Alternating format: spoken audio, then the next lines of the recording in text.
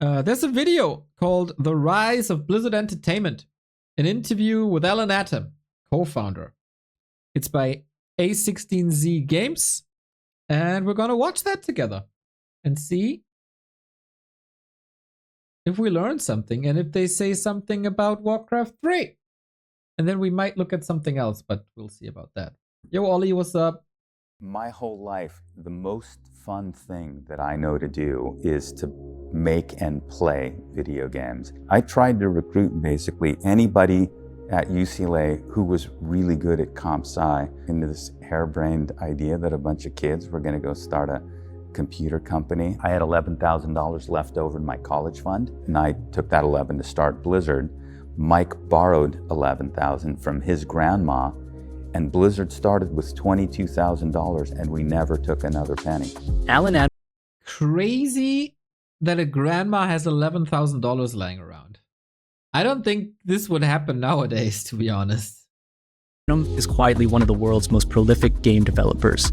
It's unimaginable to think that one person could have their fingerprints on so many iconic franchises like Warcraft, StarCraft, Diablo, and Overwatch. He just left Blizzard, right? Not too long ago, I think. I had an hour to spend with Alan just weeks after he stepped down from his role as Chief Design Officer at Blizzard Entertainment, the company he founded with Mike Morhaime and Frank Pierce nearly 30 years prior. Despite having an endless list of questions related to the games he's produced, I wanted to focus the conversation on the lessons he learned along the way, his philosophy behind making games, taking risks, and creating a legacy of beloved franchises. This is Win Conditions. Nice.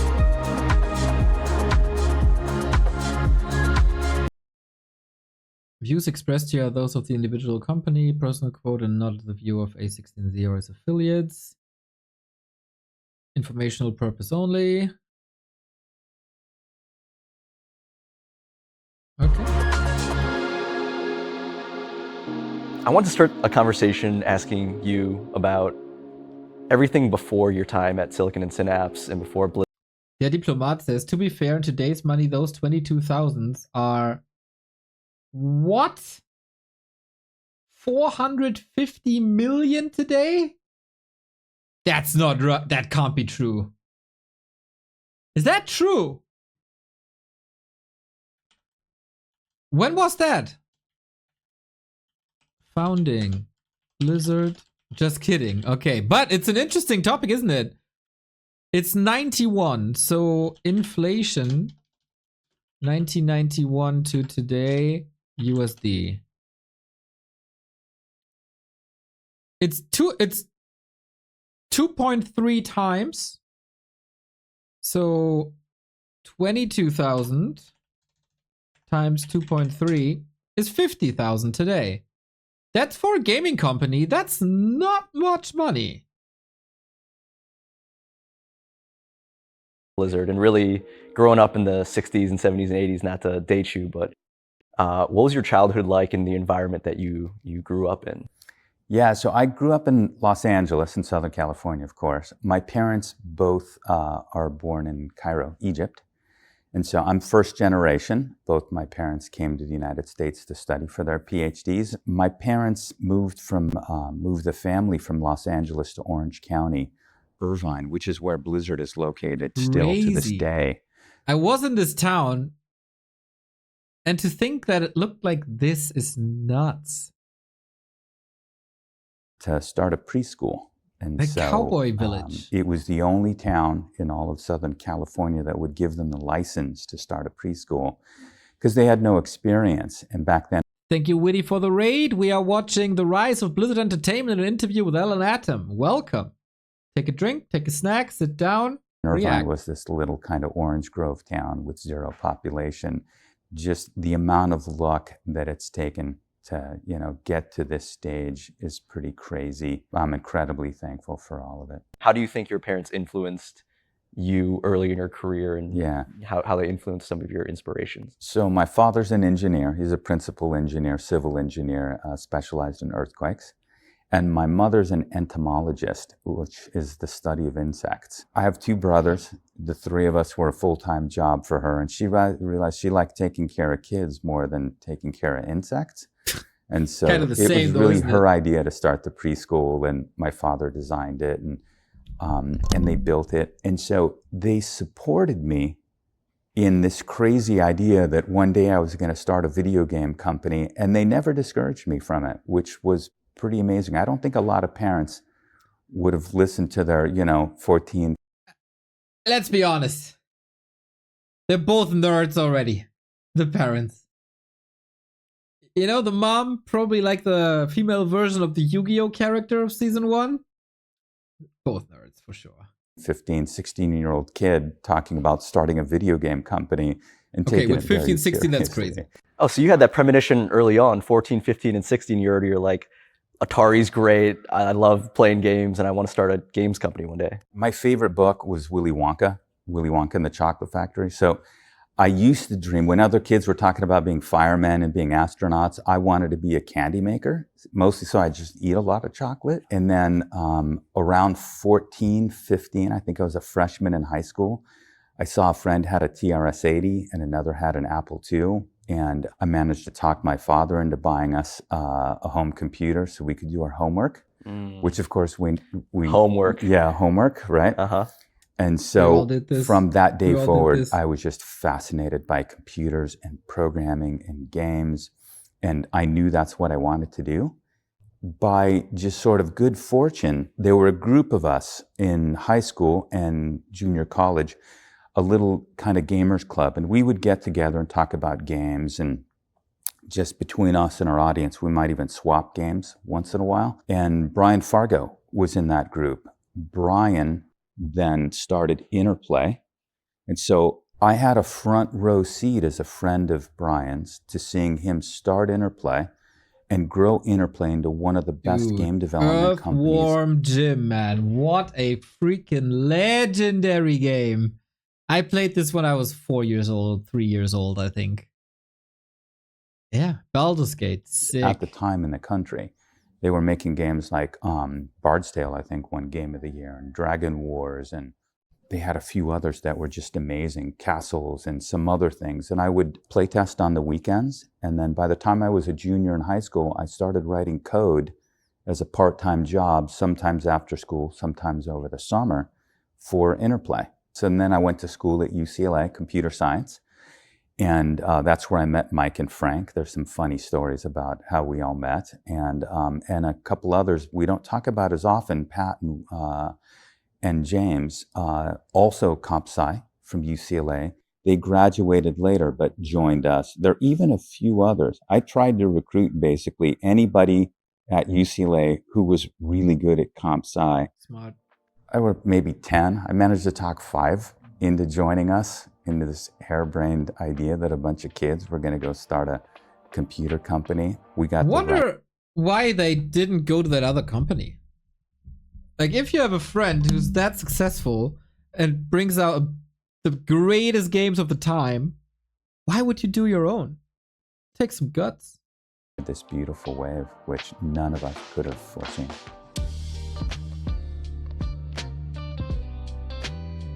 How I met Mike is a crazy, crazy story. Kind of knew each other peripherally from classes we'd had together, but didn't really know each other. I didn't know his name and vice versa. We were sitting in a lab coding and happened to be sitting side by side. And I got up to go get a cup of coffee, ended up bumping into some friends and talking. Well, before I left, I locked my computer using my password. And when I came back, I sat down and I unlocked the computer and continued working. And Mike, this guy sitting next to me, I didn't really know, turned to me and he said, "How did you do that?" And I said, "What? You just lock it when you leave, you unlock it when you come back." And he says, "No, while you were gone, it timed out and I locked it using my password. How did you unlock it?" And I said, "What's your password?" And it turned out by some crazy coincidence, we both were using the same password. And so to think that Mike and I, if that moment doesn't happen, maybe Mike and I never really meet each other, maybe Blizzard never exists. It's kind of crazy. So you get a chance to meet some of...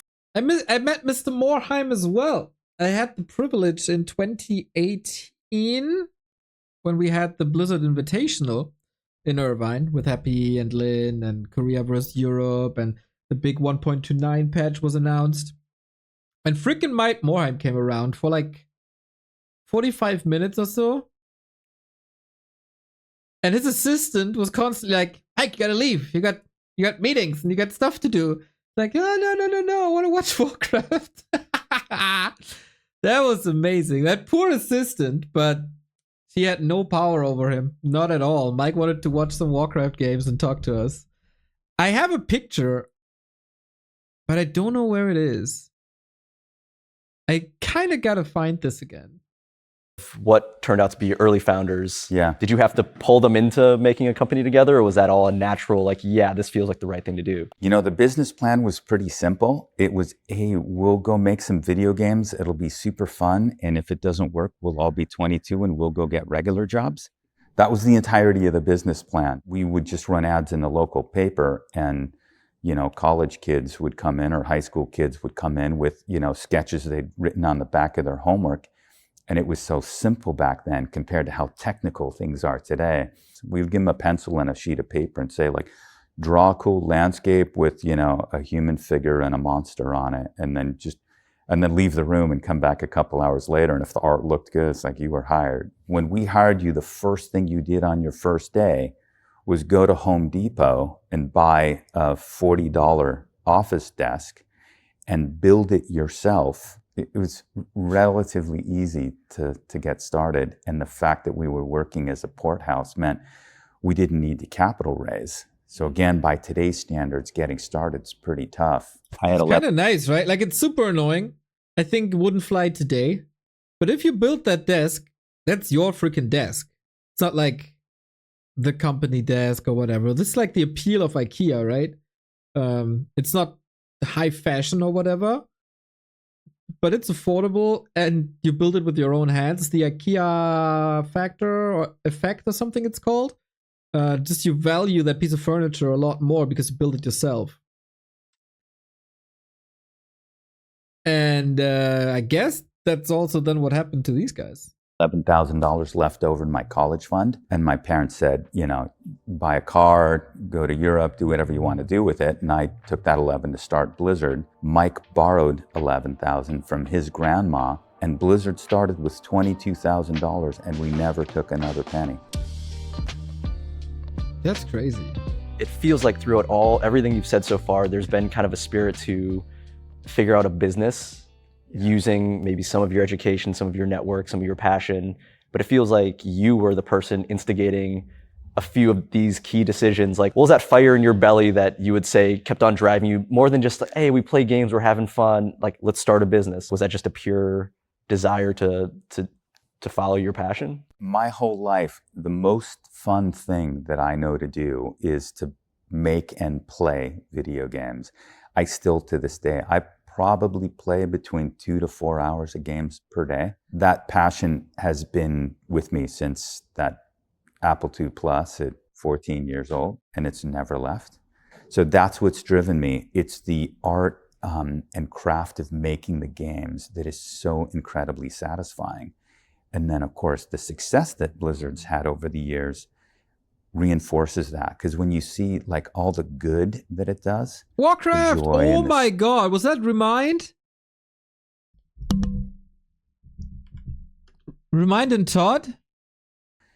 Reinforces that, because when you see like all the good that it No, who is that? does, the joy and the story. Huh. Forces that, because when you see like we gotta all the figure this out good now. It's definitely Remind. But who's that? Looked like Todd when he was looking down, but Todd is of course like a million times larger. It does, the joy and the. We gotta figure this out. Infi? Yeah, I thought Infi 2 on second guy. It's Infi? Man, Infi changed. Remind. Let's confirm quickly that this is Infi. BlizzCon 2010 2-1 versus Infi. Yup, Infi confirmed. Dude, Infi looks a lot different nowadays. Because when you see like all the good A lot different. Like the face is very different. That it does. The joy. Oh, and the it is stories and- Dinfy. It's the StarCraft winner. That's why we don't recognize when him. You see, like, wait. all the Yeah, good it's that the it two does. winners. It's the StarCraft winner. That's why I don't realize him. It's not Infy. I knew it's not Infy. Who was it then? Genius? Yeah. Dude, imagine. Same price for Warcraft 3 and StarCraft 2. Same price. That was beta. It's 2010. That was beta. Or was it still beta? I think it was. Crazy though. Peanuts for StarCraft now. Fruit dealer? MVP? I don't know. This definitely remind. Insane. The joy and the stories and the people and the relationships people who've met on World of Warcraft and other things and built lifelong friendships or even met their spouses. It's fun and it's pretty gratifying all at the same time. And it's creative and it's artistic. It's all the things you want. So for me, that passion comes from that. The success you had early on with RPM Racing, Rock and Roll Racing, Lost Vikings, and then Warcraft, even at that point... Dude, I played so much Lost Vikings when I was younger and I never got it. I was like 5 years old maybe. And it looked so cool. And the idea was so cool. I was just not smart enough to figure it out. But it was just still amazing to hack people as a Viking. Was there a pattern that you were detecting in the way that you approached game design or principles behind how to make things? Because it seems so far you've taken risks, but most of them have paid off. What was that learning process like early on? There's actually a repeatable sort of pattern that we use at Blizzard, and there's a repeatable set of design principles that go along with it. And they've evolved. They're not static. So if you look at our early games like Rock and Roll Racing and Blackthorn is another good example, and Lost Vikings, those are all really, really cool games, well-made games and really fun to play. But the truth is none of those really broke through or changed the world for us. It's Warcraft 1 setting the stage for Warcraft 2. And it's really Warcraft 2 is the first time that we kind of break through. This is one of our sort of secrets, right? How to make games that appeal to... Bro, how good this still looks.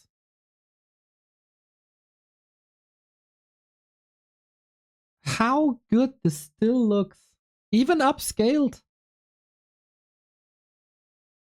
The tree's freaking iconic.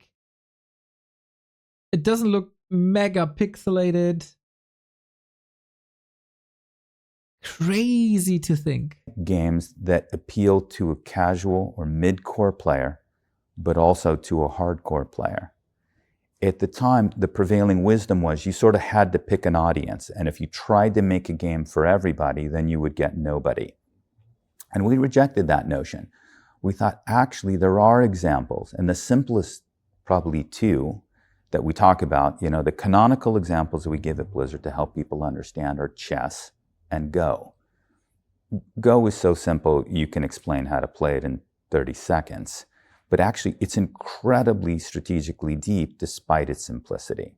And chess is the same thing. Chess only has 6 piece types. You can explain the rules of chess in about 5 minutes to an 8-year-old, and then you can play, and then that 8-year-old could play every day for the rest of their life. Strategic depth does not require complexity.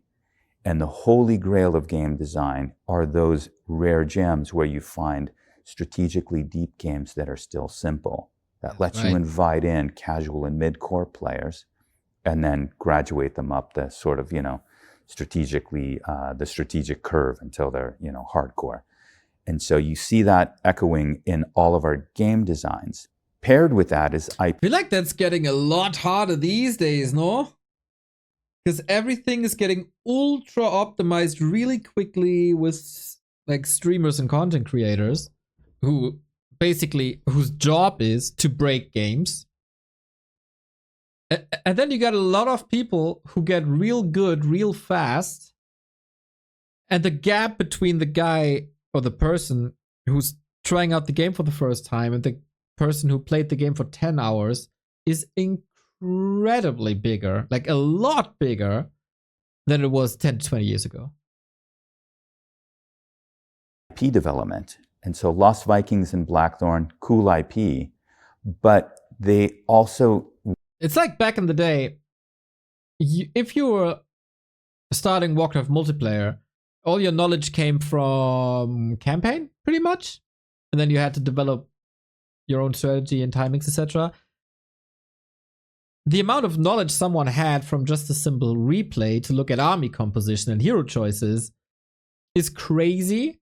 But now you look at a first-person stream and you see exactly what a person does at what time. And if you're lucky, and probably not in the Warcraft sphere, the person is also explaining. If you look at Grubby, for example, it is also explaining why it's doing that move at that time. And so you learn a lot more in way less time, and it's just so much more effective.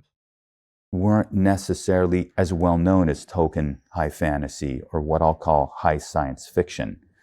And so what we kind of figured out with Warcraft is if we tap into this pop culture, sometimes we call it a common folklore. You see it in Warcraft and you see it in StarCraft high science fiction with space marines and bugs, and you can look at those as common tropes. Most people don't know that the Protoss are actually partially derived from the Roswell aliens.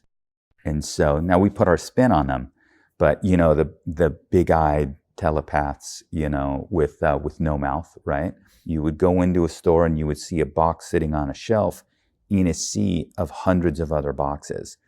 So you really just had a few seconds to sort of catch their attention.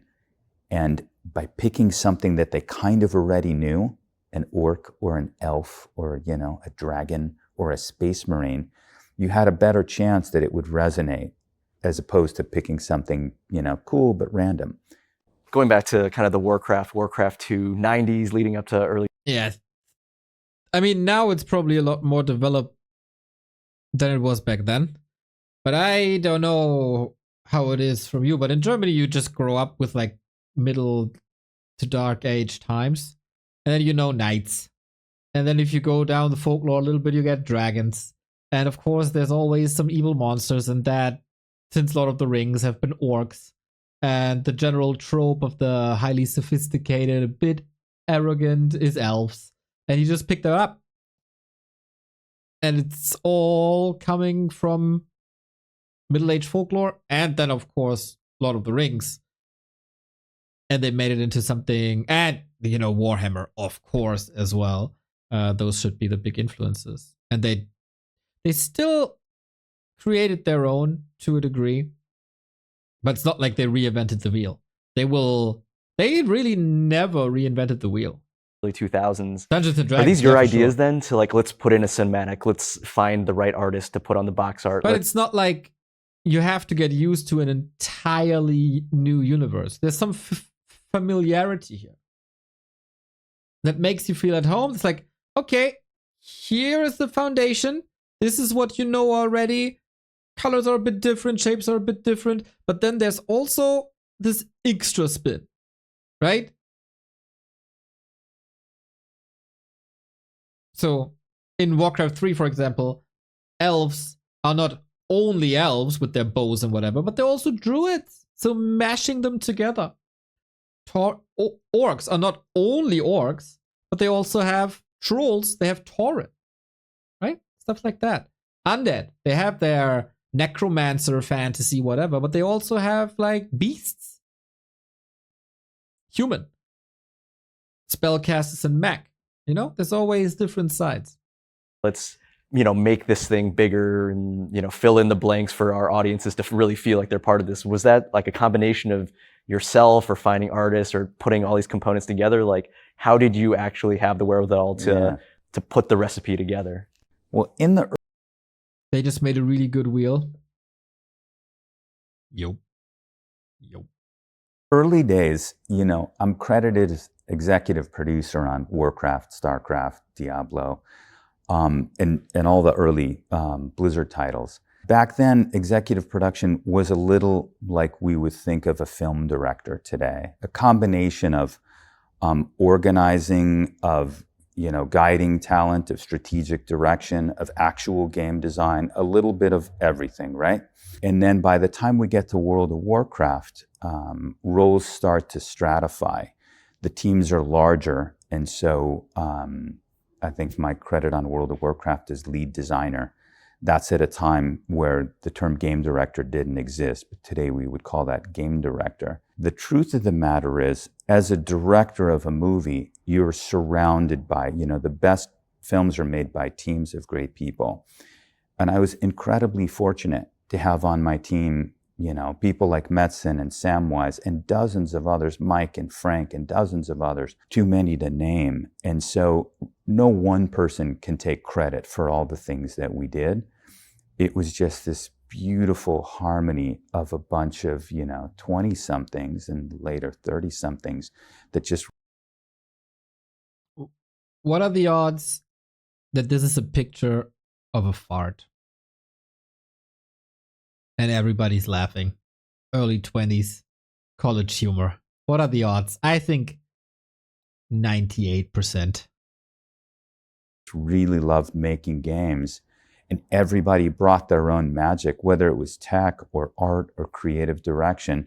It's hard to imagine us being as successful doing the things that we did without all those people. Were you actively hiring these individuals, and did you have any principle around how you'd go about interviewing later in the stage outside of like finding artists to sketch, pictures? Yeah. How did that evolve over time to like grow teams and identify Yeah. super talented programmers or designers or artists? Like how did that change as you evolved through Warcraft? I will say one thing, and this will give away a little bit of a secret on our dev teams.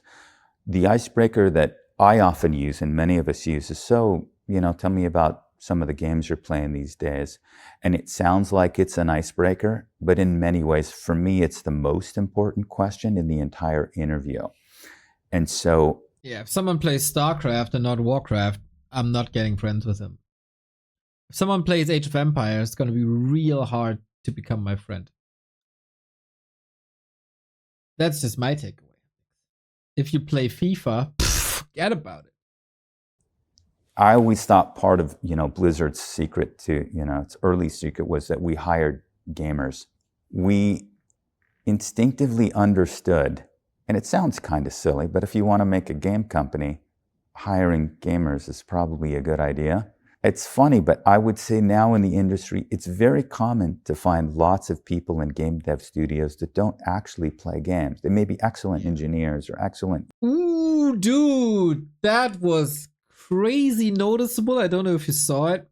During the high times of the Diablo 4 criticism, they put out a video with 2 devs playing the game. Oh my god.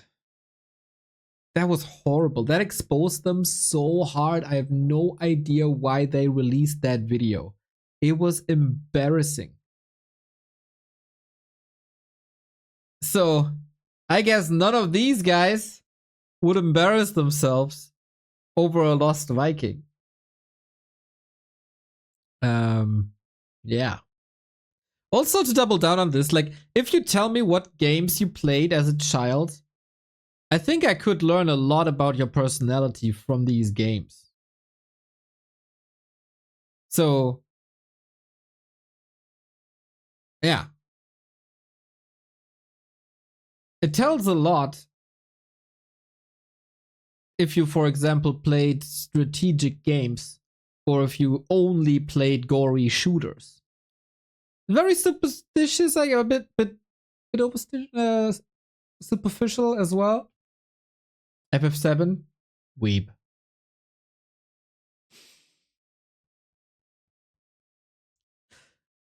But yeah, it's, for example, 2 different kinds of people who play FIFA and FIFA Manager, right? There it begins. It also tells me something if you played The Settlers or Anno.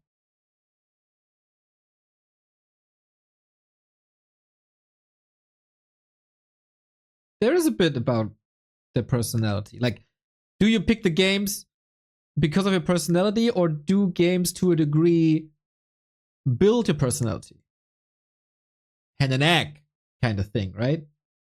You know, and whatever their craft is, but don't play games, you risk losing a little bit of the magic if you do that. And the number of, you know, thousands of cool little accidental inspired ideas that come out of those conversations, those accidental conversations, they go away if you're not all, you know, hardcore gamers. And so that's, you know, one of the secrets to our interview process is, as simple as it sounds, looking for people who really passionately love games. I also think if you're a gamer, you notice real quick how important quality of life is and how important it is that, for example, controls cannot be sluggish. So if you, let's say you build an RTS and you put some math geniuses onto it that don't play the game, but they balance it for you. So all the numbers add up. They're savants, right? In our imaginary world. But they can't tell you if it feels good. They can't tell you if, for example, there's an oomph behind an attack that you really enjoy. They can't tell you if a certain playstyle is lame. As the executing player or on the receiving end, right? So I guess you need a mix. 30 of us here and 29 of us or so are in R&D. We're all fanatic game players, even our office manager, Christina. The reason we hired her, and she doesn't do any R&D, but the reason we hired her is because she owns her own Super Nintendo. Not her brother's, you know, or her boyfriend's. It's hers, and she plays the games. In the span of your time from 1991 leading up to 2004, leading up to World of Warcraft, it didn't seem like Blizzard could miss. So dope, dude. Yeah, this, I mean, you should probably check if he has other qualifications too. 1991 leading up to 2004, leading up to World of Warcraft. Like going to a job interview. Do you own a console? Yes. Okay, we hire you. It didn't seem like Blizzard could miss. While in society, sorry for stopping too much. While in society, it was probably frowned upon. Yeah, Chet says the same. I mean, in the 80s, there was arcade culture. Probably not popular, though. Not super popular like it is now. Where every IP from Warcraft to Warcraft 2. And then, you know, Diablo and StarCraft. Like, are there untold stories around actual risky projects where you're like, man, this thing could actually break the bank if this doesn't go well, and we bet the house on maybe one of these IPs or one of these developments that like maybe we shouldn't have, or it could have sent things the other way? Oh yeah, behind the curtain. I have this presentation I give sometimes on how Blizzard incubates new projects, and my guess, Diablo was a big risk. So, and there's a slide. It shows a picture of the Blizzard campus, you know, with overlaid like a curtain, this beautiful curtain. And then the next slide is the curtain pulled back, and there's this clown, like a horror clown with a knife, and there's blood everywhere. And it's like behind the curtain, it's actually a horror show. Hi, that turned into reality, but for other reasons, right?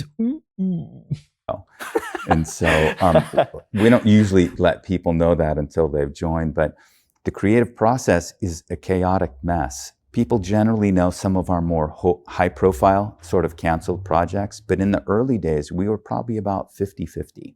And so we would start projects with, you know, a loose framework of what it is we thought we wanted to make, and then either pivot quickly because something better came along, or just cancel it because it wasn't fun. And so, you know, you can Google images of things like Warcraft adventures. You know, we thought it'd be cool to make an adventure game using the Warcraft IP. And it was around the time that adventure games, that genre was starting to sunset.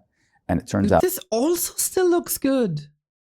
I mean, kind of He-Man-esque, right? But imagine this was done in the early 90s. The other games look like shit. It's also really hard to write comedy like, you know, Monkey Island. We work with a lot of small teams that are in the process of going from 5 to 10 people to 20, 30, 40, 50.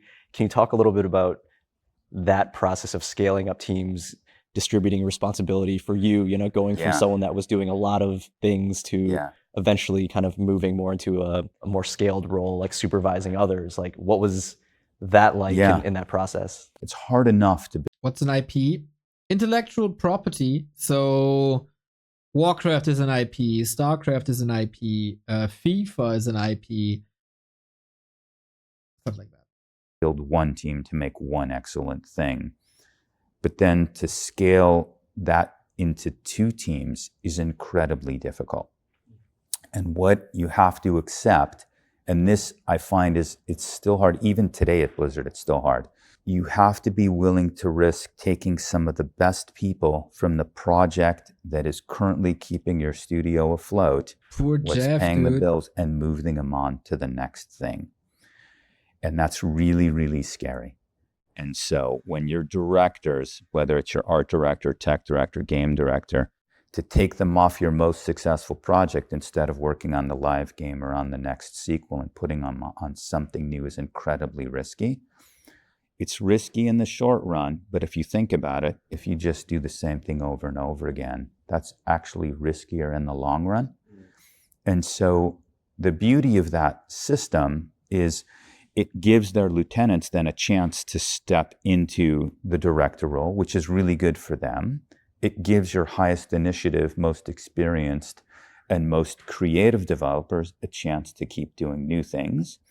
And so that can make for a really healthy system. And then once you have two, it's easier to get to four, etc. So Blizzard today has a whole lot of teams spread across a bunch of different. Or you lose a lot of quality that nobody can make up for, and then things turn to shit. Different IPs led by a bunch of amazing people. And part of why we've stood the test of time and why we're here 3 decades later, still ourselves making great games, it's having the sort of courage to take your best and brightest and let them go off and do the new thing. So when you're at the pinnacle of developing these games, these IPs, how did you continuously find inspiration? Or I think it's never guaranteed that one person shows the same passion for the game they're successful with than with a new project. Like for me, could I cast Zero Space games in 5 years the way I cast a Warcraft game? I could probably pull it off. Like I can getting to the amount of knowledge that I have about Warcraft now for another game, that's not that hard, right? That's gonna be hard to capture. Or did you have mentors at the time outside of Blizzard?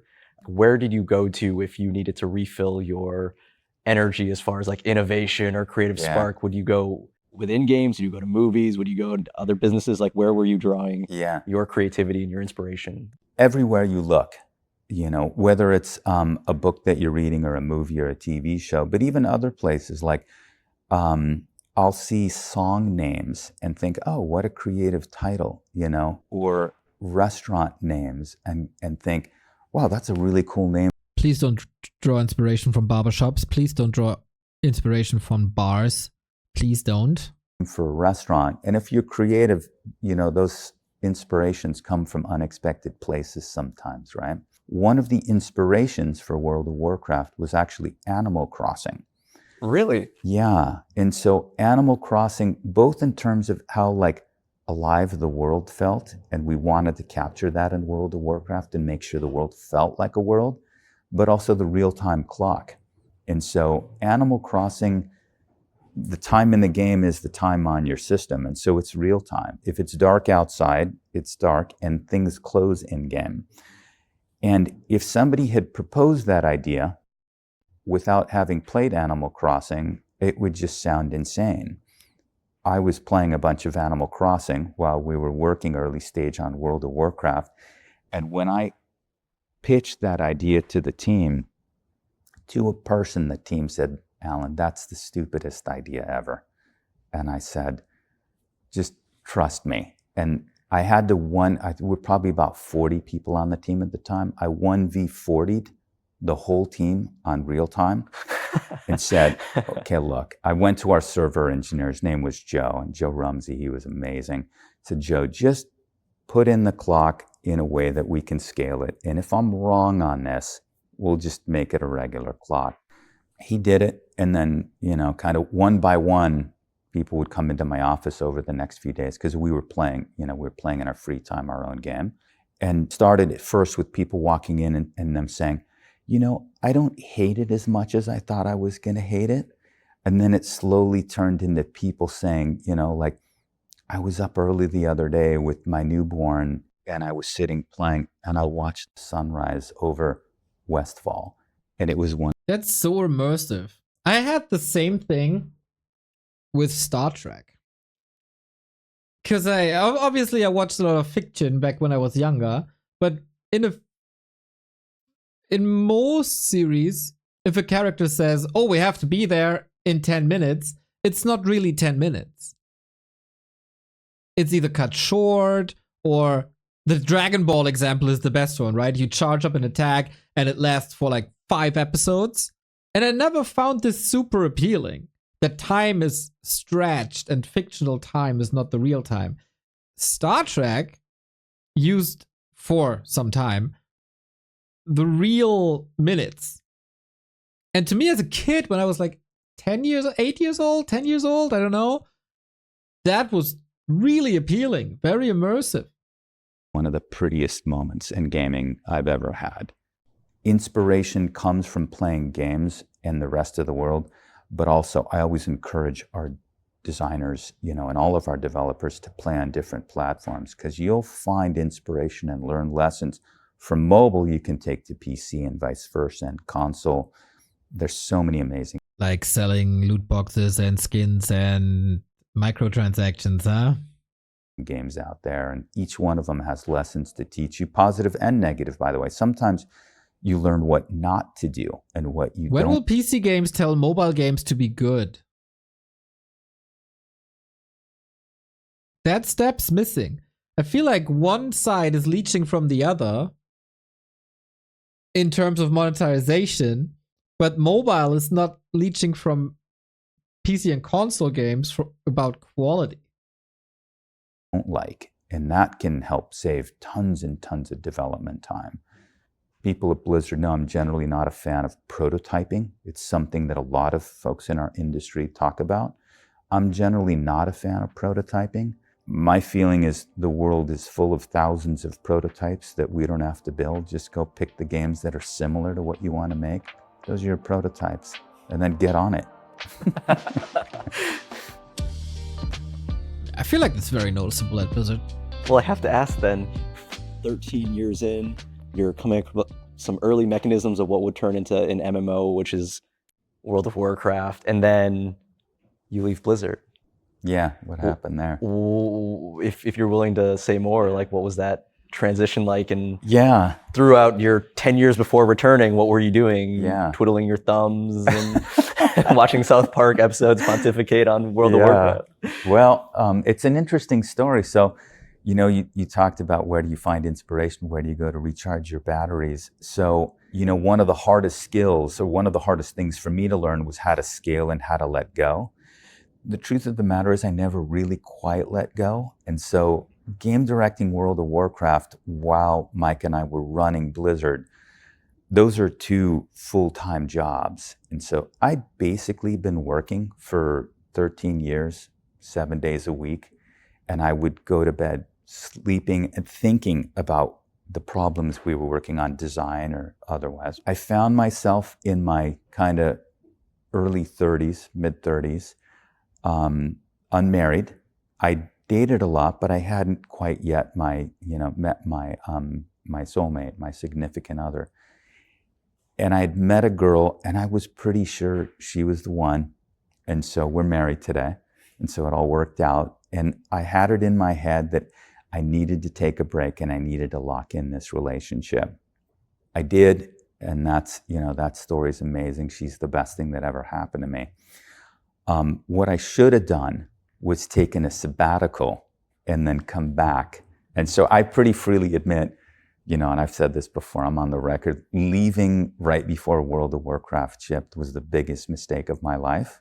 Not just... That must have hurt him financially. Oh my God. Financially, but creatively.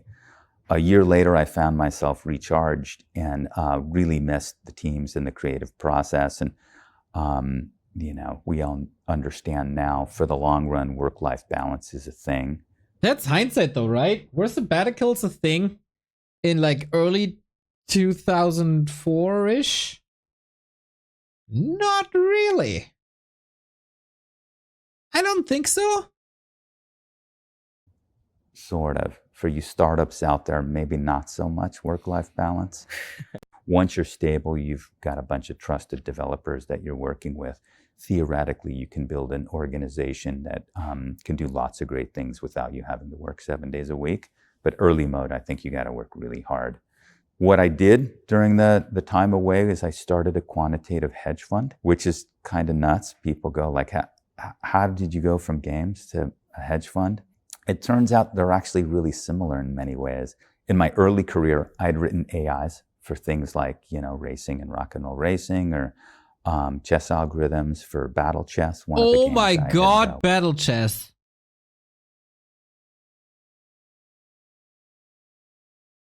This opens up a locker of memories.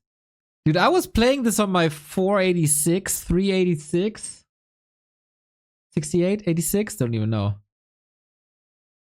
86. The animations were brutal, right? Oh my god, I learned playing chess from my grandfather, and of course on the board.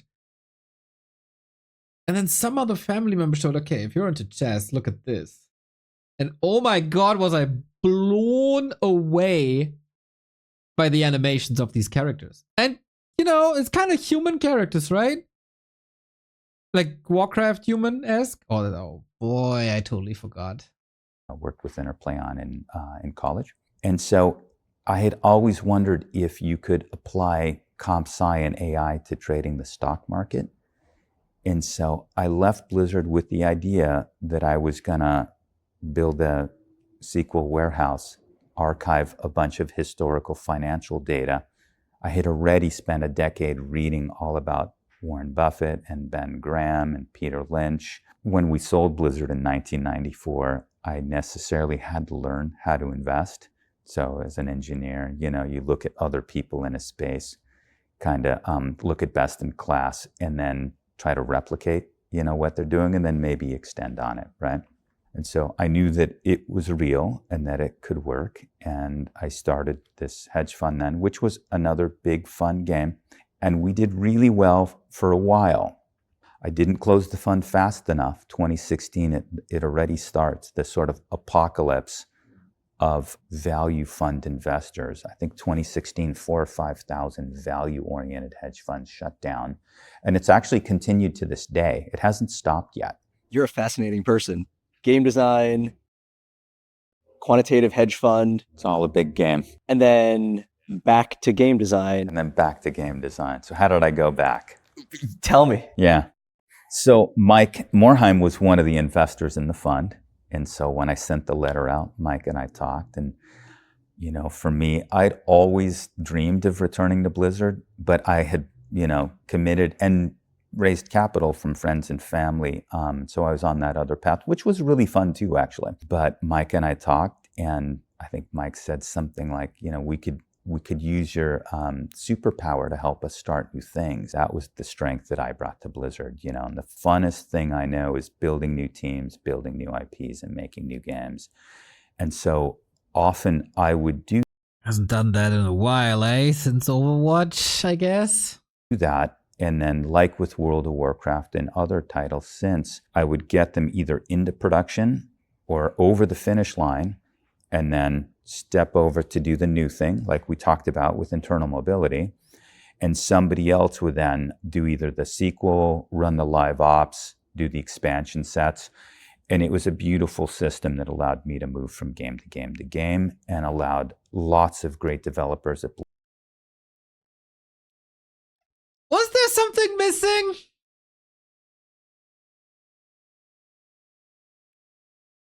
Like one specific game I might be thinking about was that was not listed? Can you think of a game that wasn't there? Next to the glorious remasters of StarCraft and Diablo, and the classic World of Warcraft. Another game they kind of remastered and Blizzard to step into those titles, learn how to run them at scale, how to make amazing sequels or expansion sets, and then that positioned them one day to start their own thing. So it was perfect. So it's almost like a founder in residence. You could come in, you could get things off the ground, you could coach teams up, and then you could go on and launch another kind of initiative or project within the company. That's exactly right. And so Mike said, come back and do more of that. And I came back to Blizzard excited. I was very happy to be back. A lot had changed, of course. Yeah, what were the biggest changes when you came back? The biggest one industry-wise was that, teams were so much larger. When I left, we shipped World of Warcraft with about 60 developers. That's insane. And the majority of the dev cycle, is a 5-year dev cycle, would have been around half of that, 30 or 40 developers. And so, coming back to team sizes of hundreds, 300 and 400. Think of that. Yeah, I was told this before. Like, hearing this now, average team size of 50, 40, 50. And I think even Warcraft Reforged had over 100 people at the end. Isn't that insane? That is so nuts. The amount of content they created with so few people. And I guess this also it's probably getting a lot easier creating games now than it was back then. Because of all the tools you got, right? And that was necessary because fidelity and scope had gotten larger, but also because of live ops, right? So World of Warcraft now had millions of players. We didn't get to make it in quiet isolation. You had to be working on the next thing even as you were making, live content. That's probably the biggest difference in game development from, the early days where you made a game, put it in a box, shipped it, maybe you patched it once or twice, and then you could move almost the whole team on to the next thing. It's a whole nother skill set. Totally different now. Really shipping the game. If you look at our team sizes when we shipped Hearthstone or Overwatch or World of Warcraft, our team sizes quadruple over time shortly after ship as you scale into the 6. It's easier to create games today, but games are a lot more demanding. Yeah, audience also, right? Because there's so much competition, because it's easier to create games. And of course, there's a way bigger demand on games as well. Yeah, for sure. Success and try to do all the things, live, esports, DLCs, expansions, and at the same time, maybe you're working on the next big numbered flagship sequel. That's a huge lift to do all at the same time. And a huge departure too when you said strategically deep but technically simple. I forgot the exact saying you had, but I feel like it's not easier from a business perspective. No, I'm just talking creative games, creating games. Like nowadays, editors are a lot more powerful. You probably have to hack less yourself. That kind of thing. Not talking business perspective. But then, even then, it's a lot easier as a one-man studio, one-man project to get things done. Look at Vampire Survivors. Of course, it's all indie and way, way, way, way smaller scale. But look at... Well, actually, you don't have to scale that down. Look at Vampire Survivors, one man. Look at Chained Echoes, one person. Crazy. Look at freaking Bannerlords. The amount of work that one person can do now must be infinitely higher than what one person could do in 2000. Quadruple team size, D4 cinematics still worse than D3. Are you kidding me, dude? D4 cinematics, best in the business. You can criticize a lot about D4, but those cinematics are movie quality. Even above. When you go to hell, you could put that in a cinema and people would say, this looks amazing. Yeah, very big L take, dude. Live ops. From all the things you could have picked. Picking the cinematics? No. games that evolve over time almost go counter to the idea of like Right. the beautiful game that you try to make like Yeah. chess. They do, and we talk about that in our design principles within Blizzard. One of the things we talk about is that exact challenge. If you were the maker of chess and your boss told you make chess 2.0, you know, there are things you could make the board bigger, you could add new pieces, you could make the board 3D. Almost anything that you do to chess would make it a worse game, in fact, would make it more complicated and less accessible. So we try. Chess, horrible imbalanced, poorest graphics, unplayable. No DLC, no skins. Ridiculous game. Try to teach at Blizzard then, as a game is in live operations for a long time, try to avoid increasing the surface area of the game, try to avoid just adding a bunch of new things, try to avoid making it more complex, both to new players who are going to see your game for the first time 5 or 10 years after it's come out, but also win back. Often you have players that lapse and then will come back a year or two later, and you don't want them to bounce either because the game has become so much more complicated. Also, at this point, you've now left Blizzard. Yeah. And you've got a chance to get back to Blizzard, learn almost in some ways how to ship modern game titles, Right. go through some of what we just talked about of like the new age of operating a live ops game, shipping multiple things at once. Right. What is exciting for you right now, particularly, and are you leading up to Alan's perfect game in the future, or what's getting you Yeah. excited? You know, stepping away from a Blizzard that you've spent 30 Yeah. years of your life That's right. creating. I thought Skilla, thank you for the sub. I was going to take a little time to just sort of, you know, reset and smell the roses, get healthy, do a little travel, all the same thing everybody else, clean the garage. And now you're doing a podcast with me. Right. And what's happened instead is it's been amazing, actually, the outreach from, you know, companies, AI tech, gaming companies, interested in what I'm going to do next or how I might be able to help them has been really nice. And all of that without any real proactive effort on my part. And so it's opened my mind to some pretty interesting possibilities, and I might pursue some of those. And then at the same time, I've had games and new game types and been thinking about, you know, game development. Go back to since I was- Morhaime, dude. Just go back to Morhaime. Go to Dreamhaven. Reunite with Morhaime. Put the band back together. You know, one last ride. Take that $11,000 and do it again. was 14 and it's never stopped.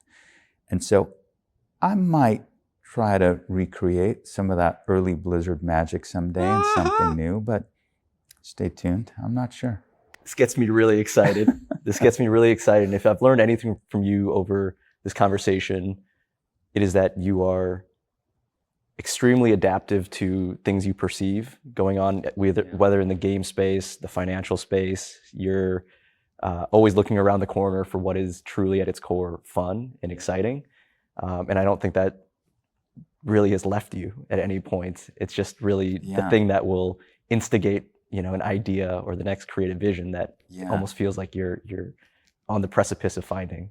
Well, because I continue to play all the time, I'm always excited to play the kind of the cool new emergent games, and they're this amazing source of inspiration. So there's a lot of really interesting things happening today in the indie scene and in, you know, maybe we call them mid-sized companies, things you see like with Helldivers or Pal World, things like that.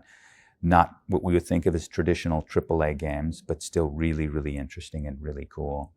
And so it's pretty fun to think about what that might look like, you know. Do you have any advice for a gaming company founder, designer, you know, someone who can channel your early stage energy or any principled thinking that you wish you had this guidance when you're starting off building, you know, the very first Silicon and Synapse or Blizzard? Know your audience. Don't forget that what you're making is for your players, for your audience. In the ideal, your audience is you yourself. And if it can't be, make sure you're involving your community and testers and, you know, user research as early as possible, and be honest with yourself about that. Often we get enamored of a cool new technology or a cool new idea, our passion project. But that's not the right way to look at it. That really needs to be viewed as a means to an end, the end being serving your customers. I feel like this got lost for a long time at Blizzard, obviously. I also feel like especially World of Warcraft and Reforged, I do feel like they're getting somewhat kind of back to this. At least with Diablo, and maybe with World of Warcraft. I mean, the classic is kind of what people wanted, even though they're milking it now.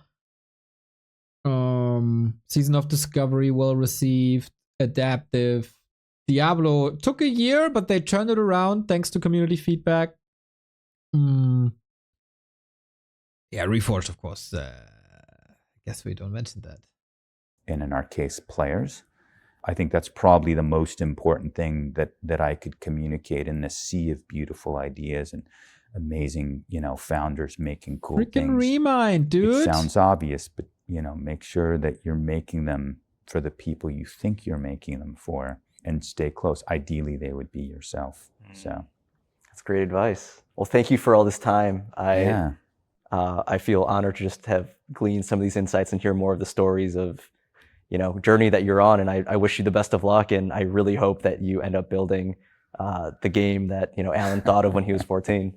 Thanks. This has been really fun. Well, thank you so much. Shout out to the video. I was hoping there was more stories about early game, Warcraft, Starcraft, etc., but yet very, very nice video. Please head over to the beautiful people of A16Z. Leave them a like. Video link is coming in the description. Always good to hear Alan talk. It's kind of crazy how people are still following the old Blizzard devs. And while Blizzard lost a lot of its charm and appeal itself, still highly successful, highly regarded, of course. Or not highly regarded, maybe, but if you put the claim ex-Blizzard employees on a box,